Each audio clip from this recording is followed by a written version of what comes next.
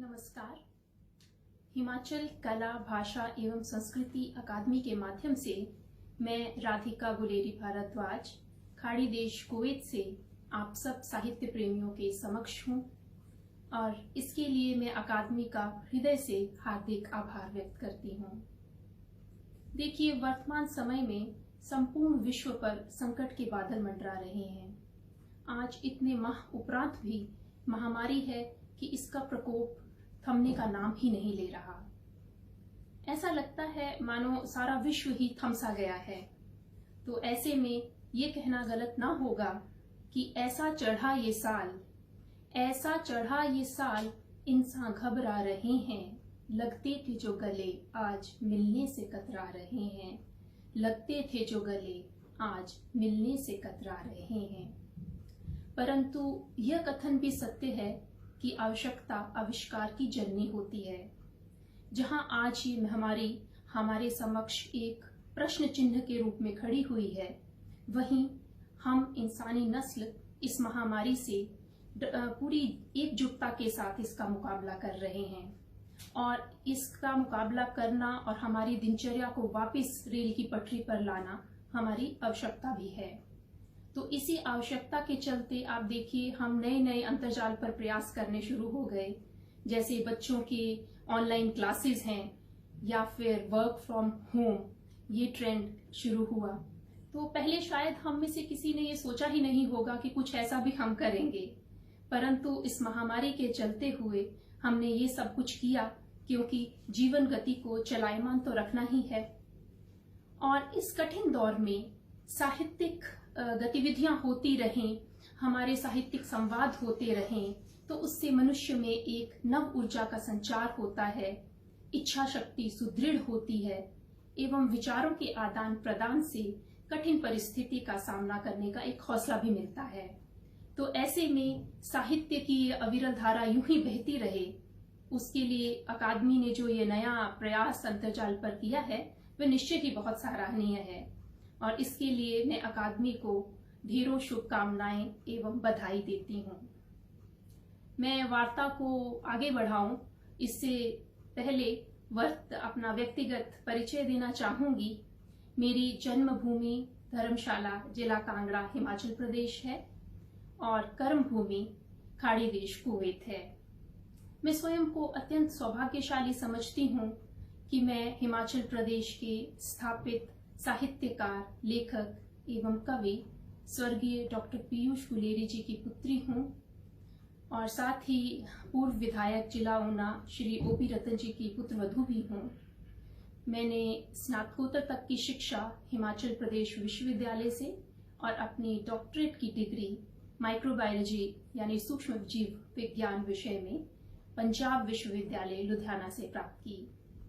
विवाह के उपरांत मैं यहाँ कुवैत आ गई और आज लगभग 18-19 वर्ष हो गए हैं मुझे यहाँ पे और पिछले लगभग 16 वर्ष से मैं कुवैत विश्वविद्यालय में शोध संबंधी अध्यापन और शोध कार्य में संलग्न हूँ, वहाँ अपनी सेवाएं दे रही हूँ।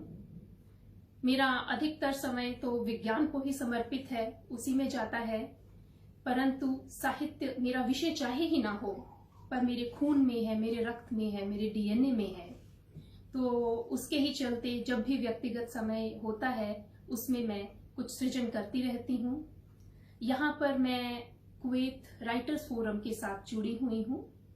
राइटर्स फोरम कुवैत के बारे में मैं विस्तार में बताना चाहूंगी, परंतु उससे पहले मैं कुछ अपनी रचनाएं आपके साथ साझा करूंगी। आशा करती हूँ आप पसंद करेंगे। मेरी पहली रचना है घर छोटे ही भले थे। घर छोटे ही भले थे, बनावटी दुनिया से दूर, मिट्टी की सौंधी खुशबू से, रिश्ते नाजों से पले थे। घर छोटे ही भले थे। समझौते होते थे हर दिन, समझौते होते थे हर दिन, कभी मिलता था ज्यादा और कभी कम।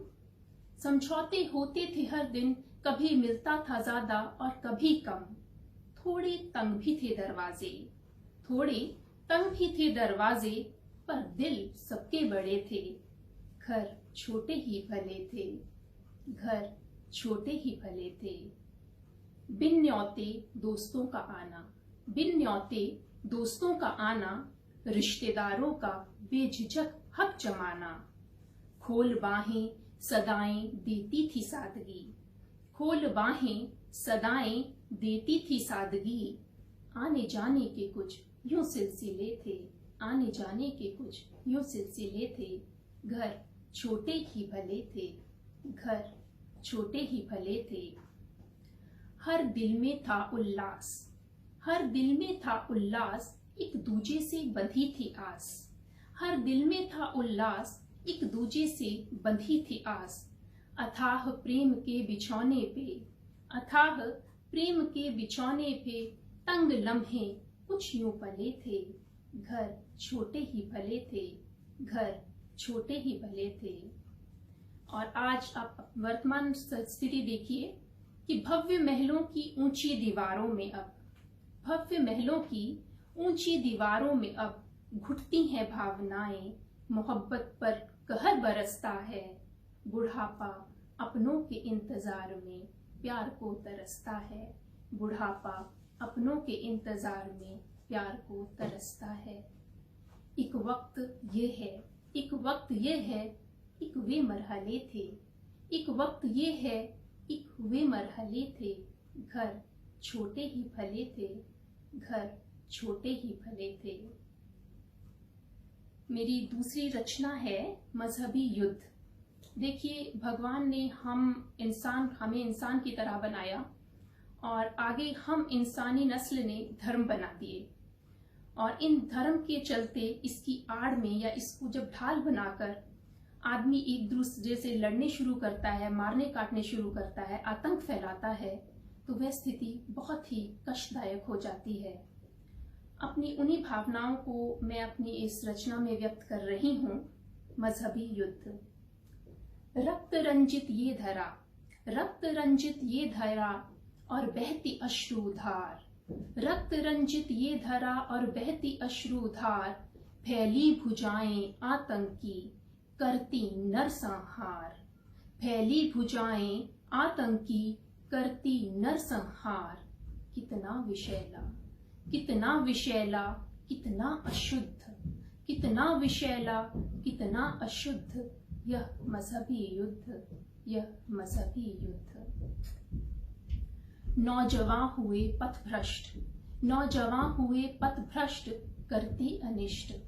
बांध बारूद छाती हुए आत्मघाती, बांध बारूद छाती हुए आत्मघाती।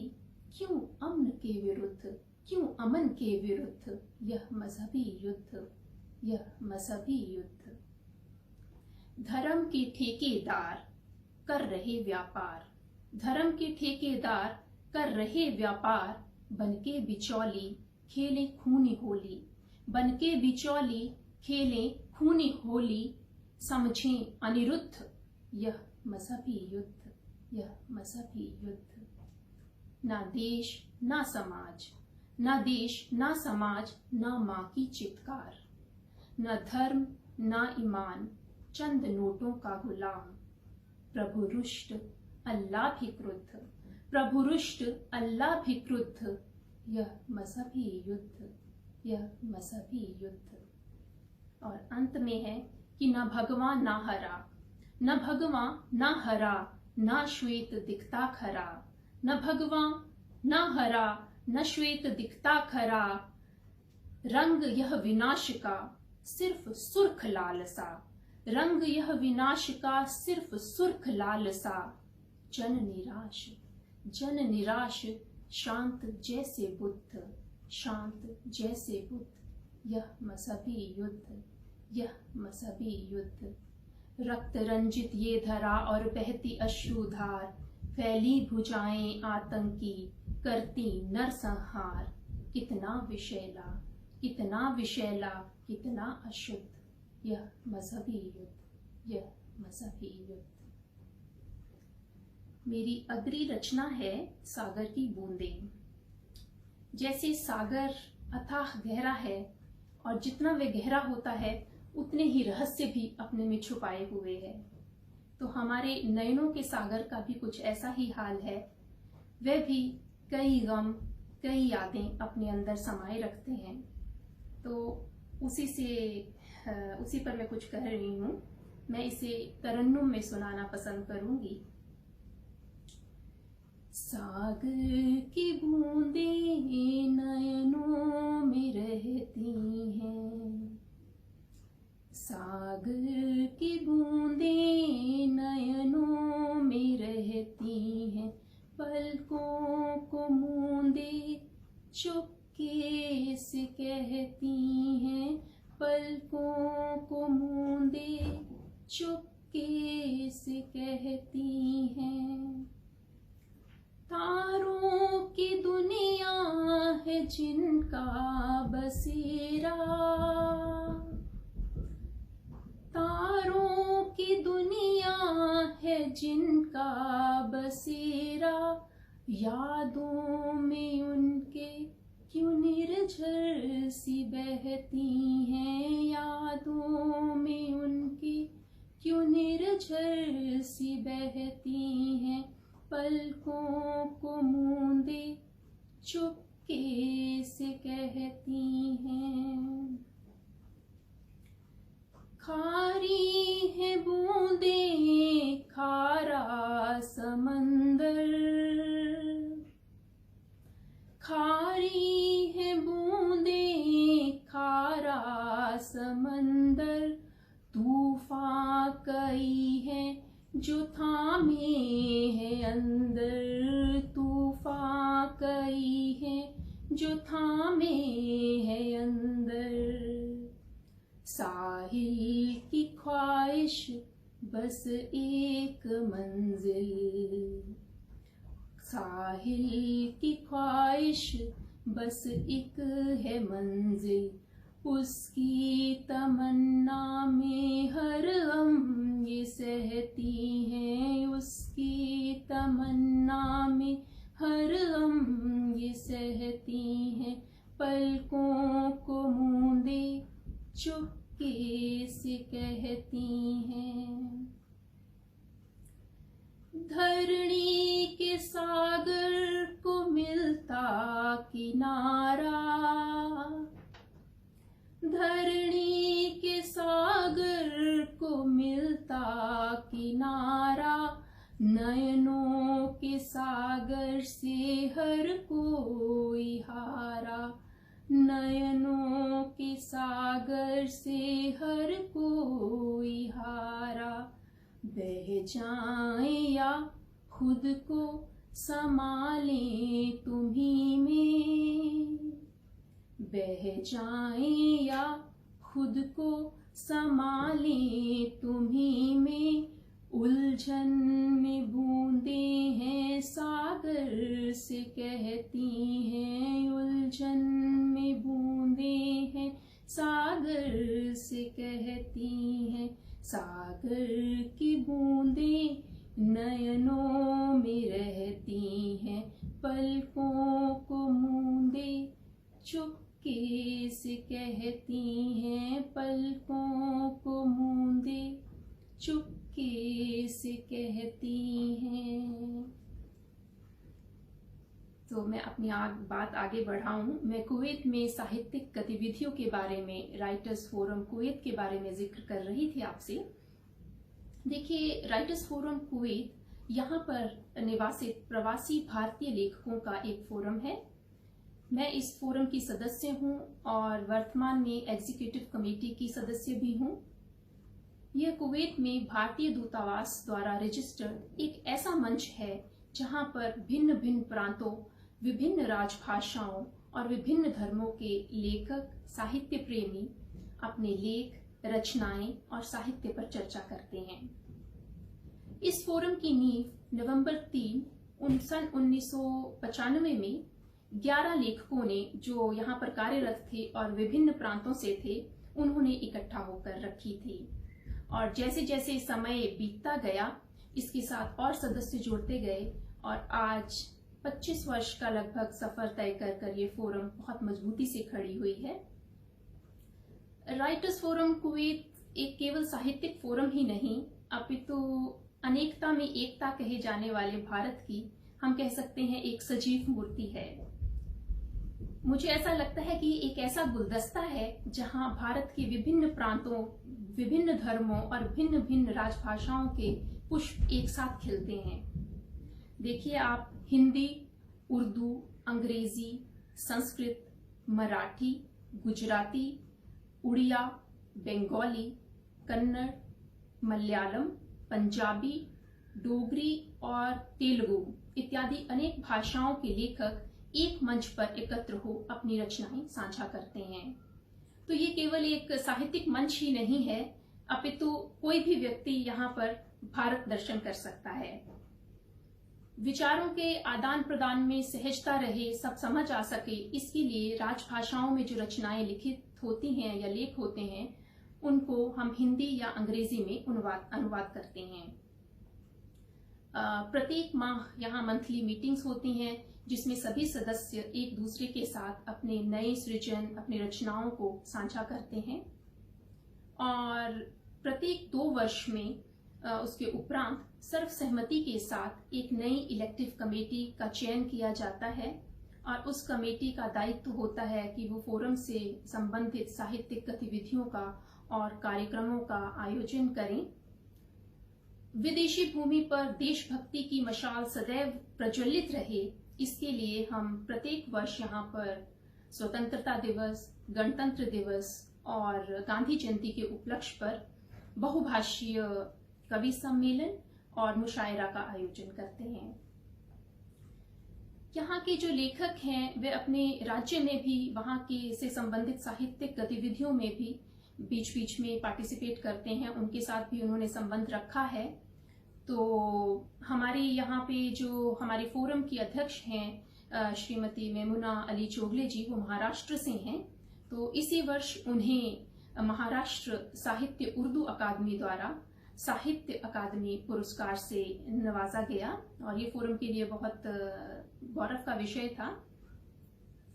इसके अतिरिक्त हमारे फोरम में सभी रचनाकारों की रचनाओं को या उनके लेखों को संग्रहित किया जाता है। एक पुस्तक है नवरत्न के नाम से, नवरत्न उसका शीर्षक है और इस वर्ष जनवरी माह में नवरत्न का भाग 2 प्रकाशित हुआ और उसका विमोचन हमारे राजदूत श्री जीवा सागर जी ने किया। मुझे भी मेरा ये सौभाग्य है कि मुझे हिंदी में अपनी रचनाएं इसमें देने का सौभाग्य प्राप्त हुआ।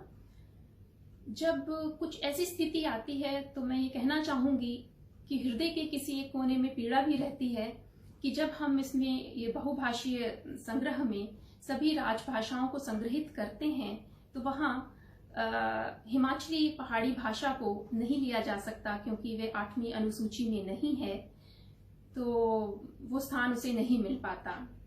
मेरी यही कामना है, यही आशा है कि शीघ्र अतिशीघ्र आप सब साहित्यकार और सरकार के साझा प्रयास से हमारी हिमाचली भाषा को भी 8वीं अनुसूची में शामिल किया जाए, जिससे उसको भी राष्ट्रीय एवं अंतर्राष्ट्रीय स्तर पर वे स्थान मिल पाए जिसका वे हकदार है हमारा प्रदेश। तो आशा करती हूँ कि जल्द ये भी काम होगा और हमारी भाषा को भी हम अनुसूची में देख पाएंगे। तो चलिए और आगे बात बढ़ाने से पहले कुछ और रचनाएं आपके साथ साझा कर लूं। मेरी अगली रचना है अरे कवि ठहरो। मैं आशा करती हूँ कि ये मेरी कविता और इसकी पंक्तियां किसी कवि या कवित्री कोई उसे अन्यथा ना ले, क्योंकि मैंने किसी व्यक्ति विशेष पर ये नहीं लिखी हैं। मेरा अपना ये व्यक्तिगत दृष्टिकोण है कि जब आज संसार में सब कुछ बहुत तीव्रता से हो रहा है तो वहीं साहित्यिक गतिविधियों में भी काफी तेजी आई है, तो एक अच्छी बात है। परंतु उस तीव्रता के चलते कभी कभी साहित्य के स्तर में गिरावट देखने को मिलती है। ज्यादातर लोग पुस्तक छपवाने में लगते हैं पर अपने लेख या रचना की तरफ ध्यान कम देते हैं। तो ऐसी स्थिति में मेरा ये मानना है कि रचनाकारों को अपने सृजन का स्वमूल्यांकन और सुधार का द्वार हमेशा खुला रखना चाहिए। उसी से संबंधित हैं ये पंक्तियां। अरे कवि ठहरो, अरे कवि ठहरो, क्षण भर करो आराम, कलम को दो विश्राम। अरे कवि ठहरो, क्षण भर करो आराम, कलम को दो विश्राम, कर कविताओं का यूं प्रतिदिन औद्योगिक उत्पादन, कर कविताओं का यूं प्रतिदिन औद्योगिक उत्पादन। बस कलम थकाओगे, पाठकों को उलझाओगे, पर पढ़े न जाओगे। बस कलम को थकाओगे, पाठकों को उलझाओगे, पर पढ़े न जाओगे। शब्दों को निखरने दो, शब्दों को निखरने दो, भावनाओं को बिखरने दो। शब्दों को निखरने दो, भावनाओं को बिखरने दो। गीतों को सुरमई तराने दो, गीतों को सुरमई तराने दो। संवेदना को गहराने दो। साहित्यिक स्पर्धा की दौड़ में, साहित्यिक स्पर्धा की दौड़ में, कुछ पाने की होड़ में बस तुलिका घिसाओगे, पर पढ़े न जाओगे। बस तुलिका घिसाओगे, पर पढ़े न जाओगे। पुस्तक विमोचन करवाना, पुस्तक विमोचन करवाना, रोज अखबार में छप जाना, मिथ्य वाहवाही पाना। निरर्थक है सब, निरर्थक है सब, व्यर्थ हैं तुम्हारे छंद, गर न छू पाए हृदय चंद। व्यर्थ हैं तुम्हारे छंद, गर न छू पाए हृदय चंद। कैसे पाठकों को लुभाओगे, कैसे पाठकों को लुभाओगे, गर पढ़े ही ना जाओगे। कैसे पाठकों को लुभाओगे, गर पढ़े ही ना जाओगे। विचारों को जनने तो दो, विचारों को जनने तो दो, कविता को बनने तो दो। विचारों को जनने तो दो, कविता को बनने तो दो। छूने दो जन जन की हृदय तरंग, छूने दो जन जन की हृदय तरंग। भरने दो व्यथित मन में उमंग, भरने दो व्यथित मन में उमंग। पर उर में गर बनाओगे स्थान, पर उर में गर बनाओगे स्थान। सुप्त चेतना को दोगे जीवन दान, तभी तो बनोगे मौलिक कवि, तभी तो बनोगे मौलिक कवि। कृत्रिम प्रकाश में असल रवि, कृत्रिम प्रकाश में असल रवि, कृत्रिम प्रकाश में असल रवि। अरे कवि ठहरो, अरे कवि ठहरो, क्षण भर करो आराम। कलम को दो विश्राम, कर कविताओं का यूं प्रतिदिन औद्योगिक उत्पादन। बस कलम को थकाओगे, पाठकों को उलझाओगे, पर पढ़े न जाओगे, पर पढ़े न जाओगे। मेरी अगली रचना है वक्त। देखिए, समय एक सृष्टि में एक ऐसा है जो कभी थमता नहीं। जैसी भी स्थिति हो, ये निरंतर चलायमान है। तो मैं ये कहूंगी कि आज हमारा समय थोड़ा खराब चल रहा है, महामारी है, परंतु ये समय भी बहुत समय तक नहीं रहेगा, जल्द ही अच्छा समय आएगा। तो मेरी रचना वक्त सुनिए। जो है साक्षी प्रत्येक कृत्य का, जो है साक्षी प्रत्येक कृत्य का। गवाह भूत का, वर्त का, भविष्य का। न ले विश्राम, न ले विश्राम, एक पल ना सुप्त।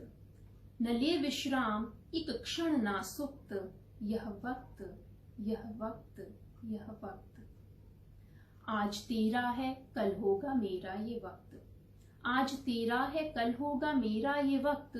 समंदर को कर देता सहरा ये वक्त। जिसने समझा इसे, उसको प्यारा ये वक्त। जिसने समझा इसे, उसको प्यारा ये वक्त। है जीवन उसी का संवारा ये वक्त। है जीवन उसी का संवारा ये वक्त। आसमां की बुलंदी को छू लो अगर, आसमां की बुलंदी को छू लो अगर। न करना गरूर खुद पे इतना मगर। न देगा संभलने का मौका तुम्हें, न देगा संभलने का मौका तुम्हें। उड़ते परिंदे को जमी पे गिराता ये वक्त। उड़ते परिंदे को जमी पे गिराता ये वक्त। जो डूबे हुए हैं नशे में अहम के, जो डूबे हुए हैं नशे में अहम के।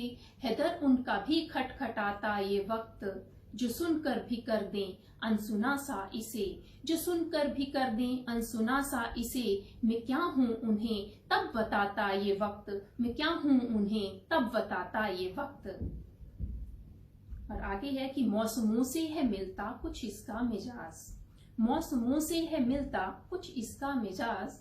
कब कहाँ एक जगह ठहरा ये वक्त, कब कहाँ एक जगह ठहरा ये वक्त। रंग इंसान में भी रह बदलता है ये, रंग इंसान में भी रह बदलता है। कभी तन्हा कभी साथ चलता ये वक्त, कभी तन्हा कभी साथ चलता ये वक्त।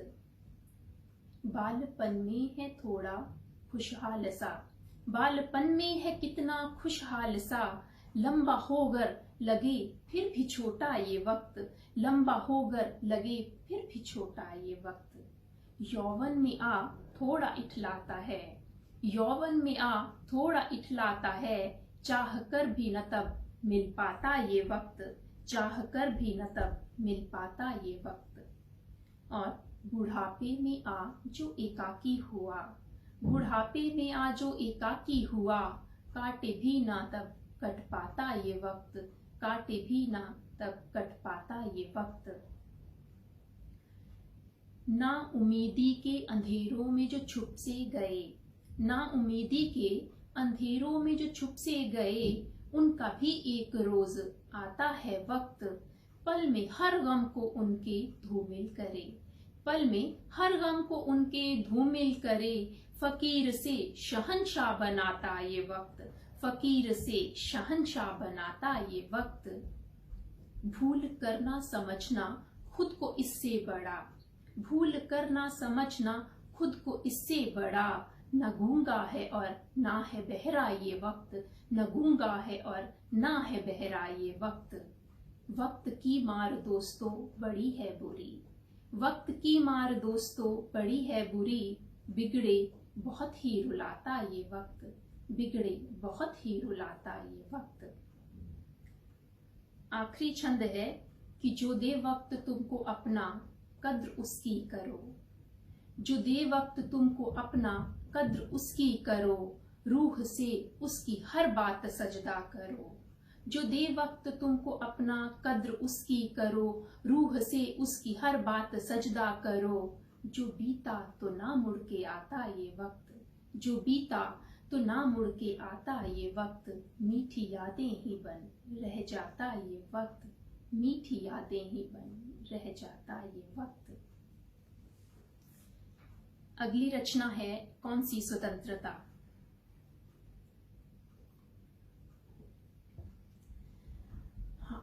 हम सब जानते हैं कि हमने कितनी कठिनाइयों से स्वतंत्रता प्राप्त की है। हमारा देश आज स्वतंत्र है, परंतु लाखों करोड़ों शहीद जिन्होंने कुर्बानी दी थी, आज अगर हमारे स्वतंत्र भारत को देखें तो क्या वे अपनी कुर्बानी पर गर्व कर सकेंगे? ये मंथन करने का विषय है। और मेरे पास भी कुछ ऐसे ही प्रश्न हैं जो मैं अपनी इस रचना में पूछ रही हूँ स्वतंत्र भारत से। मातृभू करे पुकार, मातृभू करे पुकार, स्वदेश का करो उद्धार, स्वप्न दिव्य हो साकार, स्वप्न दिव्य हो साकार। तू कर विचार, कर विचार, कर विचार, कर विचार। ये कौन सी स्वतंत्रता, ये कौन सी स्वतंत्रता जो आज हम मना रहे, ये कौन सी आजादी है जो चौक पे लहरा रहे। हर कली यहाँ मसल रही, हर कली यहाँ मसल रही, गुड़िया गली गली कुचल रही, हर कली यहाँ मसल रही, गुड़िया गली गली कुचल रही। स्वच्छंद हो न कर सके यहाँ स्त्री कोई विहार, स्वच्छंद हो न कर सके यहाँ स्त्री कोई विहार। तू कर विचार, कर विचार, कर विचार, कर विचार। वक्त की माँ से गुहार, वक्त की माँ से गुहार, बन निर्भया करती सवाल, निज पुत्र में अब कर संचार, सुसंस्कार, सुसंस्कार, सुसंस्कार, सुसंस्कार। वक्त की माँ से गुहार, बन निर्भया करती सवाल, निज पुत्र में अब कर संचार, सुसंस्कार, सुसंस्कार। तू कर विचार कर विचार कर विचार कर विचार। गर देश का विकास है, गर देश का विकास है तो क्यों कृषक उदास है। इस धरा को बीजता रक्त से है सींचता, इस धरा को बीजता रक्त से है सींचता। फिर क्यों इतना डर रहा, आत्मदाह कर रहा। कर्ज की परतंत्रता उसे कहाँ स्वतंत्रता, कर्ज की परतंत्रता उसे कहाँ स्वतंत्रता। क्रंदन खेतों में बार बार, क्रंदन खेतों में बार बार। तू कर विचार कर विचार कर विचार कर विचार। मातृभू करे पुकार, स्वदेश का करो उद्धार। स्वप्न दिव्य हो साकार, स्वप्न दिव्य हो साकार। तू कर विचार कर विचार। एक और रचना सुनाना चाहूंगी। ये रचना अपने बचपन के दोस्तों के नाम है। बचपन के दोस्त। जीवन की व्यस्त पदचाप में, जीवन की व्यस्त पदचाप में कुछ सांसारिक आलाप में कुछ परिवार के हो गए हैं। मेरे बचपन के दोस्त खो गए हैं, मेरे बचपन के दोस्त खो गए हैं। वो बिन बात यूं ही लड़ना झगड़ना, वो बिन बात यूं ही लड़ना झगड़ना। वो फूलों पे उड़ती तितली पकड़ना, वो बिन बात यूं ही लड़ना झगड़ना। वो फूलों पे उड़ती तितली पकड़ना। सुलझी उम्र में सब खेल क्यों सो गए हैं, सुलझी उम्र में सब खेल क्यों सो गए हैं। मेरे बचपन के दोस्त खो गए हैं, मेरे बचपन के दोस्त खो गए हैं। हर उम्र में दोस्त दुश्मन पे भारी, हर उम्र में दोस्त दुश्मन पे भारी। सिलसिला दोस्ती का अब भी है जारी, हर उम्र में दोस्त दुश्मन पे भारी। सिलसिला दोस्ती का अब भी है जारी। पर अल्हड़ थे दोस्त अब सयाने हो गए हैं, पर अल्हड़ थे दोस्त अब सयाने हो गए हैं। मेरे बचपन के दोस्त खो गए हैं, मेरे बचपन के दोस्त खो गए हैं।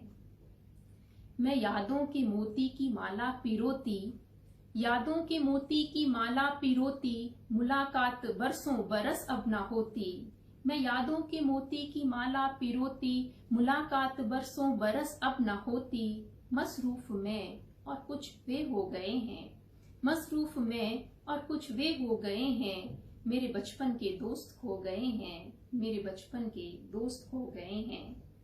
अंतिम छंद है कि प्रसून चमन में रम्य खिलते रहेंगे, प्रसून चमन में रम्य खिलते रहेंगे। यूं ही हर दौर नए दोस्त मिलते रहेंगे।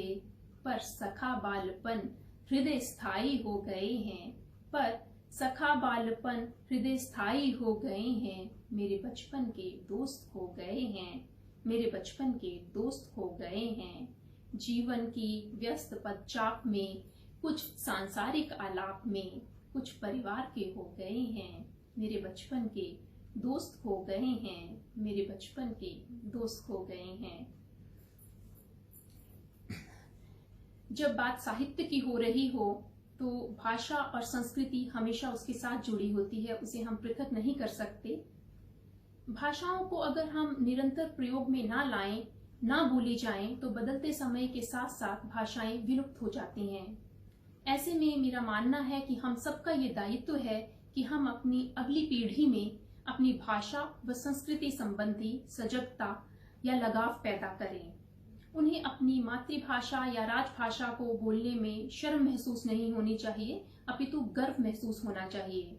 परंतु अक्सर ये देखने में आता है, हाँ यहाँ विदेश में तो है ही है, मगर देश में भी, मैं भारत में भी देखती हूँ कि अभिभावक ये चाहते हैं कि उनके बच्चे अंग्रेजी में बोलें, वे गर्व महसूस करते हैं, पर वहीं अपनी भाषा पर इतना ध्यान नहीं दिया जाता। और इसके लिए हम अभिभावक ही जिम्मेदार हैं, ये मेरा मानना है। तो क्योंकि अक्सर ये देखने में मिलता है कि बच्चे विचारों के आदान प्रदान के लिए निश्चय ही अंग्रेजी भाषा की जरूरत है हमें यहाँ पर भी, क्योंकि अपने संवाद करना है तो अंग्रेजी की जरूरत है। परंतु अपनी भाषा का अस्तित्व या दांव पे लगे उस पर तो अपितु नहीं होना चाहिए। तो अपनी भाषा के साथ साथ दूसरी भाषाएं भी आए। हम अभिभावकों का ये दायित्व है कि हम अपने बच्चों को, अपनी आने वाली पीढ़ी को ये सिखाएं, तभी हमारी संस्कृति और भाषा जो है वे बची रहेगी। मैं बताना चाहूंगी कि यहाँ कुवैत में भी कई संस्थाएं हैं। हमारी कोशिश रहती है कि बच्चों में वे लगाव हम हमेशा रखें। तो एक यहाँ संस्था है जिसके बारे में मैं जिक्र करना चाहूंगी, वो बिहार से है, मौर्य कला, उसका नाम है मौर्य कला परिषद। ये संस्था जो है राष्ट्रकवि रामधारी सिंह दिनकर की जन्म तिथि पर प्रत्येक वर्ष एक कार्यक्रम आयोजित करती है, जिसमें हमारे यहाँ पर भारतीय मूल के कम से कम 35 से 40 पाठशालाएं हैं जो